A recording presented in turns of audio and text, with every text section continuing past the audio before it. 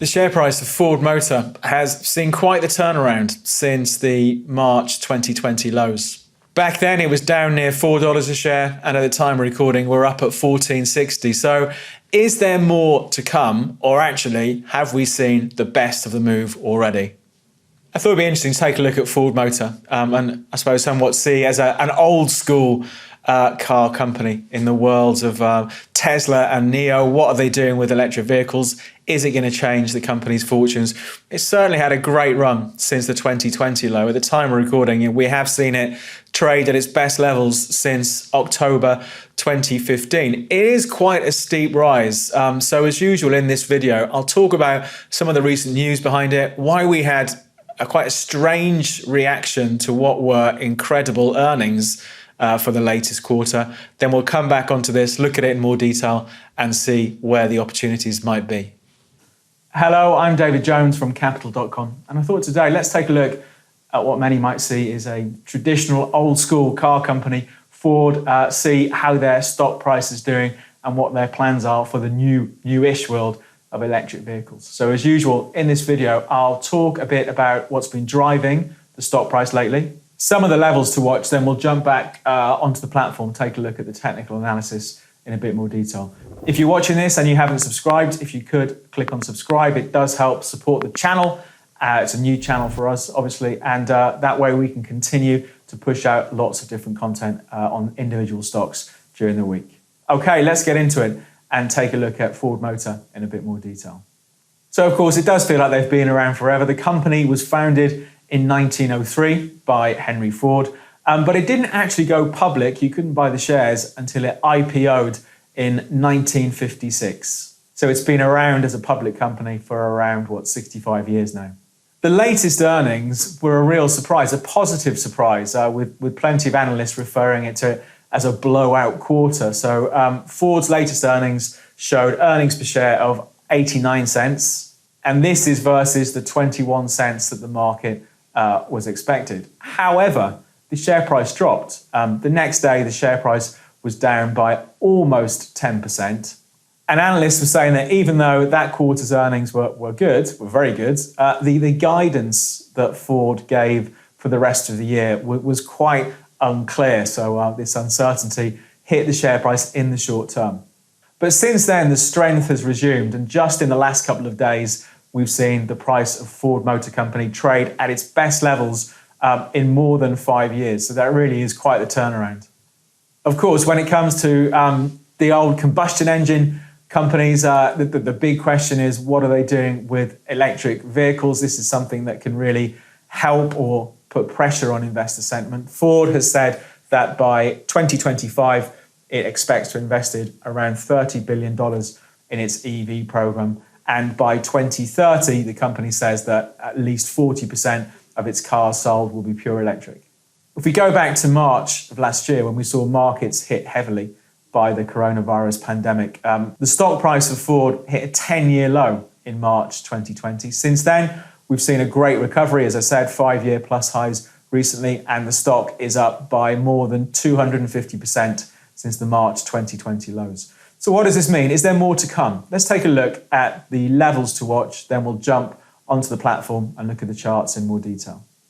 We've got to go quite a bit back in time, obviously, because we're trading at 5-year highs to see where the next obstacle is. For me, $15.85 is one to watch. That's the October 2015 highs. On the downside, lots of support if we did see the price come under pressure from here.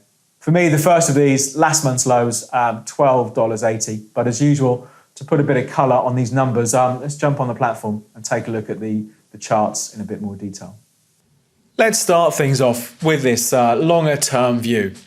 It hadn't been a good few years for longer term Ford stockholders. We can see in 2015, the price had traded up near $17, but then we just saw this downtrend over the years, eventually seeing it trade as low as $4 in the eye of the storm, really, of the coronavirus sell-off in March 2020.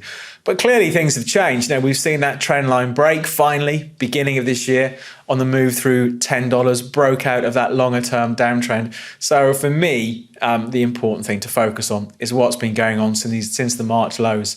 So let's change this to a daily chart.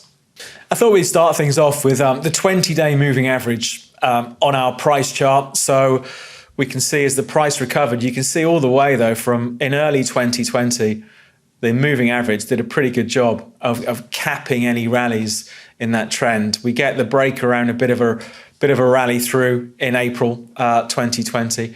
And since then, again, on the way up, the buy signals have worked well. Clearly, when the price moves above the moving average, it's a suggestion that perhaps a new trend is starting. The latest move we had was around the middle of May as the price moved up through about $12, just below $12, crossing above that moving average. I thought I'd just zoom things in just to see that earnings reaction. So when the earnings came out, the stock was trading, or it closed at $12.40. Next day, it opened at $11.85 and traded as low as $11.13. So that was that reaction as analysts thought it was somewhat unclear, the guidance for Ford. It's shaken that off though, as you can see, by the 17th of May, crossed back above that moving average and pushed up to trade so far briefly through $15 a share. Not surprising, given the rise, the RSI has gone overbought down here. So we've seen an overbought RSI since about the third week of May. The price has pushed higher since then, but some technical analysts would take the view, well, perhaps we need to wait for the RSI to cool off a bit from this overbought extreme. If you look at the last buy signal we had from this RSI, it was a pretty good one back here, 20th of April, around $11.50 a share. So perhaps the more cautious approach for some will be to wait for that RSI to unwind its overbought situation. But let's take a step back and look at the price action. So I think this is a fair trend line. From the March lows through to May, we've got a few touches on this trend line. You know, from a textbook point of view, we need to see 3 touches on a trend line, really. I think we've got that. You can see in the short to medium term, the price has become overextended from that trend line. So again, perhaps the more cautious approach for some here will be to wait and see if we get a pullback back towards that trend. That trend's coming in around $10 at the moment. But for now, I think from a technical analysis point of view, as has been the case since April of 2020, any dips look like buying opportunities from a charting point of view, assuming this trend line around $10 is going to hold. When it comes to targets, let's take a step out. I suppose the ultimate target, based on the last 6 years or so, would be a run back up to the old highs from 2015. They're up just shy of $17.